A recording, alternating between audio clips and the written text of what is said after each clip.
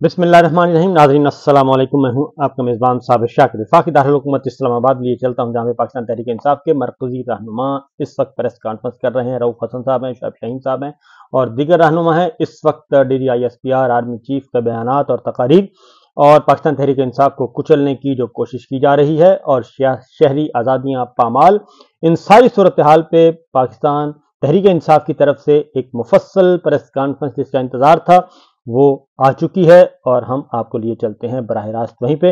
आप उनकी गुफ्तगू सुनिए और उस गुफ्तगू में बहुत सारी खबरें आपको मिलेंगी। फिर हम आपको डिस्कस करते हैं इन खबरों का पस मंजर क्या है। माजी से जुड़ी हुई बातें हैं, कुछ मुस्तकबिल की बातें जो आपसे करना चाहते हैं। मैंने शोएब शाहीन साहब को रिक्वेस्ट की है कि मुझे कुछ अदलिया से मुंसलिक मामलात भी हैं जो ये ज़्यादा कॉम्पिटेंट हैं, ज़्यादा बेहतर तरीके से उजागर कर सकते हैं। और हमारा जो PTI का जो उसके ऊपर स्टांस है वो क्या है, वो बहुत ज़रूरी है। बिकॉज इस वक्त जो है पाकिस्तान की अदलिया जो है एक ऑर्गेनाइज्ड असॉल्ट जो है उनके ऊपर हुई है। जी पहुंच जाएगी आवाज़ पहुंच नहीं रही है। अच्छा शुरू हो जाएगी। आवाज़ मेरी है, गरज तुम ले आओ इधर आके ज़रा मिला लेते हैं आवाज़ को गरज के साथ, तो ठीक है, फिर गरजदार हो जाएगी। देखिए, रियासत का तसव्वुर क्या है, रियासत क्या होती है, ये बहुत इंपॉर्टेंट चीज़ है।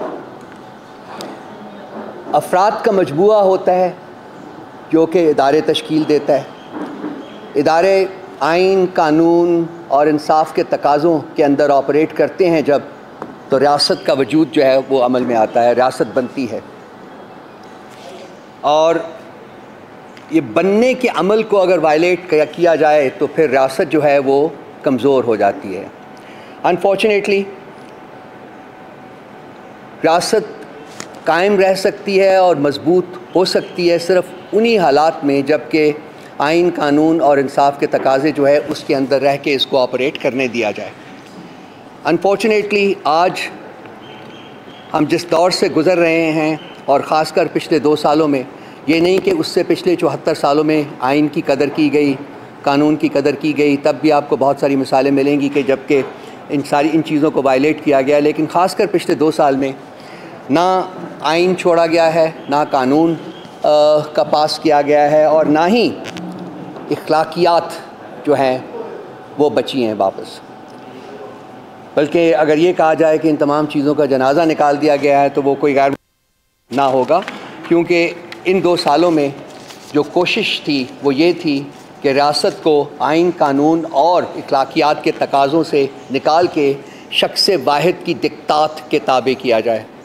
और आज इन 2 सालों के बाद हम जिस नहज के ऊपर खड़े हैं, वहाँ हर वो बंदा जो सोच सकता है, जो सेंसिटिव है, जो इस मुल्क से प्यार करता है, जो इस मुल्क के मुस्तकबिल से उम्मीद वाबस्ता रखना चाहता है, वो मेरा ख़्याल है इसी नतीजे के ऊपर पहुँचा है कि आज ये रियासत जो है वो किसी शख्स वाहिद, एक शख्स वाहिद की दिक्तात की ताबे हो चुकी हुई है। कुछ दिन पहले 8 मई को मेरा ख्याल है DGISPR साहब ने एक प्रेस कॉन्फ्रेंस की। मैंने उसका जवाब तो दिया था, लेकिन 1-2 चीज़ें थी जो कि रह गई थी।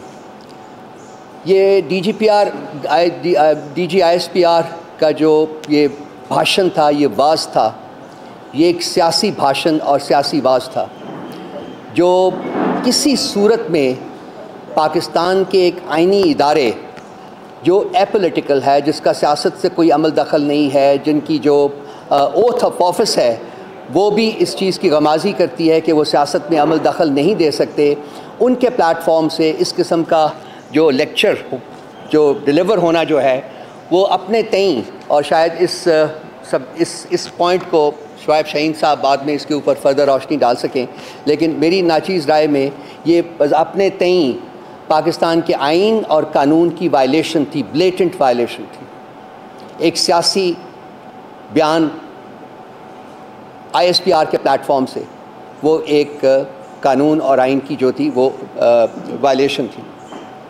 ये ऐसा बयान नहीं आना चाहिए था, ख़ासकर जबकि एक पॉलिटिकल पार्टी को, पाकिस्तान तहरीक इंसाफ को शुरू से आखिर तक निशाना बनाया गया और उनको एक इंतशारी गिरोह के नाम से तशबीह दी गई।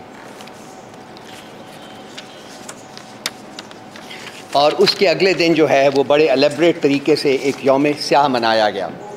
और वो यौम स्याह जो था उसमें भी सारा दिन जो है वो पाकिस्तान तहरीक इंसाफ को टारगेट किया गया, पाकिस्तान तहरीक इंसाफ के लीडर इमरान खान को टारगेट किया गया, वर्कर्स को टारगेट किया गया। जो हमने जो प्रोटेस्ट कॉल दी हुई थी पुरअमन एहतजाज की, वहाँ लोगों के घरों के ऊपर हमले किए गए, लोगों को पकड़ा गया, चार दीवारी का तकद्दस पामाल किया गया। ये ख़ासकर पंजाब की बात कर रहा हूँ। और किसी हिंड्रेंस के बगैर तो ये फोर्स कर रहे हैं कि ये वो पुलिस फोर्स बन गई है जो कि एक टेररिस्ट आउटफिट के तौर के ऊपर जानी जा रही है। और ये इनका रवैया जो है वो मेरा ख़्याल है इनके साथ सारों ने वही सलूक करना है जो कि वो ट्रांसजेंडर क्राउड जो है ना वो कर रहा है, और जो आज़ाद कश्मीर में इनके साथ हो रहा है वो आपके सामने है, सारा कुछ है। तो मेरा ख्याल है हालात को ये ज़बरदस्ती उस तरफ पुश कर रहे हैं कि ये सभी लोग जो हैं इनके साथ वैसा ही बर्ताव करेंगे। यौम स्याह की मार्फत से दोस्तों मैं ये मुल्क की तारीख़ जो है ना वो ऐसे बहुत सारे इंसिडेंट से रकम है जो असल हकीकत में यौम स्याह के तौर के ऊपर मनाए जाने चाहिए। 4 मार्शल लॉस लगे इन 76 सालों में, और बाकी अरसा जो था वो डिफेक्टो मार्शल लॉस जो है, जैसा कि आज तक एक डिफेक्टो मार्शल लॉ है पाकिस्तान में, उसके तौर के ऊपर जाना जाता है। 58 से 69 तक पहला मार्शल लॉ लगा, 69 से 71 तक दूसरा मार्शल लॉ लगा, और इसी अरसे में पाकिस्तान 2 लख्त हुआ। क्या किसी मुल्क की तारीख़ में मुल्क के 2 लख्त होने से ज़्यादा स्याह रात हो सकती है कोई? हमसे माफ़ी मांगने वालों ने कभी कौम से इसके बारे में माफ़ी मांगी कि क्या वो वजूहात थी जिसकी वजह से मुल्क 2 लख्त हुआ? क्यों एक सियासी लीडर जो कि एब्सोल्यूट मेजॉरिटी थी जिसके पास, उसको इक़्तिदार इंतकाल करने की बजाय फ़ौज ने चढ़ाई की पाकिस्तान के उस सूबे के ऊपर जो कि पाकिस्तान के आधे से ज़्यादा था। 56% of Pakistan was farmer east Pakistan, now Bangladesh. क्या आज तक किसी ने उसके ऊपर कौम से माफ़ी मांगी है? उस यौम स्याह के ऊपर जो पाकिस्तान तहरीक इंसाफ से माफ़ी मांगने के तकाजा कर रहे हैं? क्या ज़ियाउल हक के दौर की माफ़ी मांगी है किसी ने कौम से? या परवेज़ मुशर्रफ के दौर की माफ़ी मांगी है कौम से किसी ने, जो हमसे माफ़ी मांगने का तकाजा कर रहे हैं? और भी बहुत सारे इंसिडेंट्स हैं जो कि इंसान जब बात करता है तो वो खून के आंसू रोता है कि हम किस तरफ इस मुल्क को धकेल रहे हैं, किस तरफ लेके जा रहे हैं। ये जो यौम स्याह थे सारे, इनके बारे में कुछ कमीशंस भी बने थे, आज भी कमीशन बनाने की बात हो रही है। हमूद रहमान कमीशन बना था, वो पढ़ने के लायक है, हमें भी, मुझे कहीं से कॉपी मिली थी, वो पढ़ी। इस मुल्क में वो रिपोर्ट पब्लिश नहीं होने दी गई, पब्लिक नहीं होने दी गई। क्या उसके कंटेंट्स को पढ़ के वो लोग जो रिस्पॉन्सिबल थे उन एट्रॉसिटीज़ के, वो कौम से माफ़ी मांगेंगे? चले, इट्स 50 years टू लेट, लेकिन आज भी वक्त है कि कौम से माफ़ी मांगे मुल्क को 2 लाख करने के लिए। एबटाबाद कमीशन की रिपोर्ट आई थी, कहाँ है वो रिपोर्ट? क्यों उसको पब्लिक नहीं किया गया? क्यों उसके मंदरजात के ऊपर इम्प्लीमेंट नहीं किया गया? क्यों वो पॉलिसी रिविजन्स नहीं किए गए जो कि उसमें रिकमेंडेशंस के तौर के ऊपर सामने आए थे? एक कमीशन ऑफ इंक्वायरी बना था इन्फोर्स्ड डिसअपीयरेंसेस के ऊपर, उसकी रिपोर्ट भी आई हुई है। कहाँ है वो रिपोर्ट? किसने छुपाई हुई है? क्या उसके ऊपर माफ़ी मांगी गई कौम से? और एक आर्मी पब्लिक स्कूल में एक घनौनी ट्रेजेडी हुई थी, 150 से ज़्यादा बच्चे और उस्ताद जो थे उनको मैसेकर किया गया था। पीटीआई तो रिस्पॉन्सिबल नहीं थी उसकी, कौन उस नेग्लिजेंस का रिस्पॉन्सिबिलिटी लेता है? क्या इसके ऊपर कौम से माफ़ी मांगी गई? किसने माफ़ी मांगनी थी? कोई माफ़ी मांगी गई किसी से? जो आज ख़ासकर वो लोग जो कि पीटीआई से पता नहीं नाकर्दा गुनाहों की सज़ा के तौर के ऊपर माफ़ी मांगने की तवक्को कर रहे हैं। रजीम चेंज ऑपरेशन जो है वो बज़ाते ख़ुद एक ब्लैक डे है। इस मुल्क की जब तारीख़ लिखी जाएगी तो उसको ब्लैक डे के तौर के ऊपर याद किया जाएगा। पाकिस्तान की तारीख़ जब लिखी जाएगी तो ईस्ट पाकिस्तान की सेपरेशन को ब्लैक डे के तौर के ऊपर याद किया जाएगा। पीटीआई से कोई माफ़ी की तवक्को नहीं करेगा। जो तारीख़ दान है, अगर किसी वक्त उन्होंने इंडिपेंडेंट तारीख़ इस मुल्क की लिखी, अनफॉर्चुनेटली इस मुल्क की तारीख़ भी डिस्टॉर्ट की गई है, नहीं लिखी गई है। इस मुल्क में 3 वज़ीर आज़म को कत्ल किया गया है। क्या उस वक़्त के हुक्मरानों ने माफ़ी मांगी है उससे? क्या उसके ऊपर कोई तहकीकात हुई? क्या उनके मुहर्रकात जो है वो सामने आए? क्या जिन्होंने मारा वो सामने आए? क्या उनको सज़ाएं दी गई? ये वो सवालात हैं जो कि मेरा ख्याल है, आई एम श्योर कि आप सब लोगों के दिमागों में होंगे, जहनों में होंगे, लेकिन हम में हिम्मत नहीं होती कि हम बयान करें। लेकिन अब जिस तरफ इस मुल्क को ले जाया जा रहा है, मेरा ख्याल है वहाँ सबको हिम्मत करनी पड़ेगी और बोलना पड़ेगा और इन सवालात को उठाना पड़ेगा। उस DGISPR की जो एक इंतहाई भौंडी किस्म की जो वो स्पीच थी, जिसकी कोई कानूनी और आइनी जवाज़ नहीं था, उसमें उन्होंने कहा जी कि हम कमीशन बनाने के ऊपर तैयार हैं। अगर वो कमीशन 2014 के सिट-इन को भी इन्वेस्टिगेट करेगा और पार्लियामेंट के ऊपर कोई अटैक था उसको भी इन्वेस्टिगेट करेगा। तो मैंने अपनी प्रेस कॉन्फ्रेंस में कहा था जी कि हम बिल्कुल मानते हैं और ये कमीशन बनाएं। ये 2014 के जो भी हुआ 2014 में सिट-इन जो है उसको भी करें इन्वेस्टिगेट, बिल्कुल पार्लियामेंट के ऊपर जो अटैक था उसको भी इन्वेस्टिगेट करें, लेकिन इस साइफर की कंस्पिरेसी को भी इन्वेस्टिगेट करें। और मैं आज दोहराने लगा हूँ, ये रजीम चेंज ऑपरेशन को भी इन्वेस्टिगेट करें। ये इमरान खान के ऊपर जो अटैम्प्ट्स हुई, कातलाना अटैम्प्ट्स, उनको भी इन्वेस्टिगेट करें, जिसका मुकदमा भी इमरान खान को दर्ज नहीं करवाने दिया गया था। ये May 9 के इंसिडेंट्स को भी इन्वेस्टिगेट करें, ये स्टोलन मैंडेट को भी इन्वेस्टिगेट करें, ये ऑडियो एंड वीडियो लीक्स को भी इन्वेस्टिगेट करें। ख़ासकर जब लोगों के बेडरूम्स में आपने वीडियोस फिट किए हुए हैं, वो किस आइन और किस कानून के तहत हो रहा है, उसको भी इन्वेस्टिगेट करें।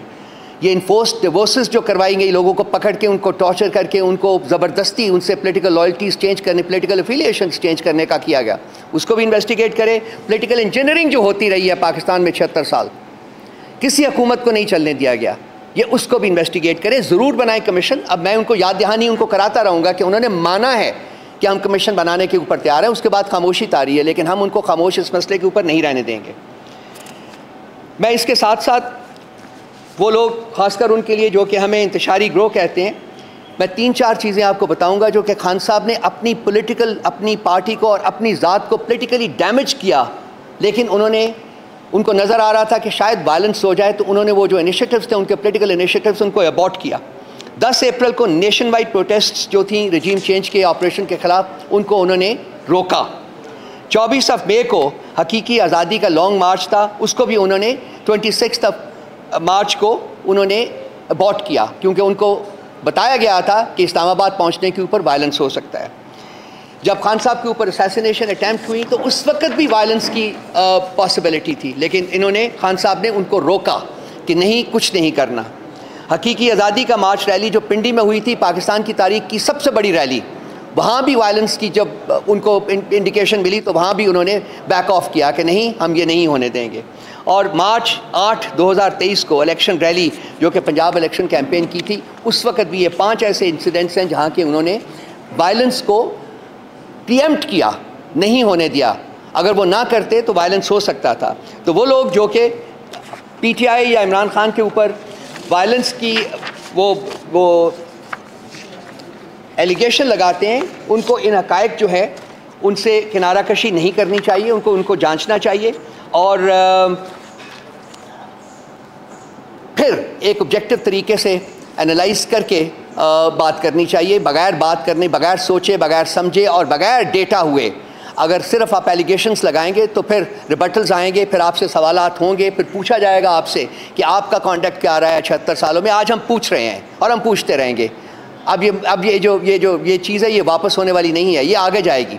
ये आपने गुफ्तगू सुनी थी और प्रेस कॉन्फ्रेंस अभी जारी और सारी है, लेकिन फिल वक्त मैं आपको इतनी ही गुफ्तगू सुनाऊंगा, क्योंकि अब तक जितने भी सवालात उठाए हैं ये हकीकत है, यही पाकिस्तान की तारीख है, 75 साल तारीख है। और ये सारे जो इश्यूज हैं इन पे पर्दा पड़ा हुआ था और लोगों को पता था, पाकिस्तान की कौम भी जानती थी, पाकिस्तान की इंटेलिजेंसिया भी जानती थी, दानिशवर भी जानते हैं कि ये जितने भी वाकयात जो गिनवाए गए ये सारे के सारे पाकिस्तान के कौमी सानिहात हैं। लेकिन इन कौमी सानिहात पे किसी किस्म की किसी को मोरद इल्जाम नहीं ठहराया गया, किसी को सजा नहीं दी गई, और बल्कि उल्टा जो DGISPR ने ये बेवक्त की रागनी जो अलापी है, उसके ये नताइज हैं कि वो सारे के सारे जो पुराने जख्म थे वो सारे हरे भरे हो गए हैं।